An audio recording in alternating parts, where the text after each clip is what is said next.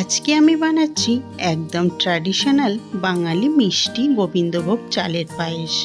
ঘরে উৎসব হোক বা হঠাৎ কোনো মিষ্টি খেতে ইচ্ছা হলে এই রেসিপিটা সবসময় পারফেক্ট। গোবিন্দভোগ চাল, দুধ, চিনি, এলাচ আর সামান্য ঘি থাকলেই তৈরি হয়ে যাবে এই মজাদার পায়েসটা। আমি এখানে চাল, এলাচ আর 10-12টা কাজু বাদাম সামান্য জল অ্যাড করে মিক্সিতে একটা হালকা পেস্ট বানিয়ে নেব, যাতে চালগুলো একটু গোটা গোটা থাকে, তাহলে খেতে খুবই ভালো লাগবে। 1 লিটার দুধটা গ্যাসের মধ্যে বসিয়ে ধীরে ধীরে ঘন হতে দিতে হবে। তারপরে এই দুধে তেজপাতা, দারচিনি দিয়ে দেবো, যাতে ফ্লেভারটা খুব ভালো আসে। দুধটা ফুটে আসলে পেস্ট করে রাখা চালটা আস্তে আস্তে ঢেলে দিতে হবে, আর অনবরত কিন্তু নাড়তে হবে, না হলে তাল পাকিয়ে যেতে পারে। চালটা সিদ্ধ হয়ে যাওয়া পর্যন্ত রান্না করে নিতে হবে। এরপর দিয়ে দিতে হবে পরিমাণ মতো চিনি। যার যতটা মিষ্টির প্রয়োজন সে ততটা মিষ্টি অ্যাড করবে। ভালো করে নাড়তে হবে যাতে নিচে লেগে না যায়।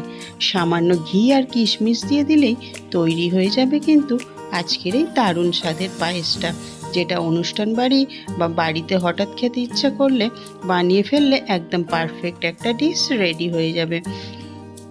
ভিডিওটা কেমন লাগলো তোমরা অবশ্যই জানিও। আর খাবার যেমনই হোক না কেন, সেটা যদি সুন্দর করে পরিবেশন করা যায় তাহলে কিন্তু খাবার আগ্রহটা অনেকটাই বেড়ে যায়।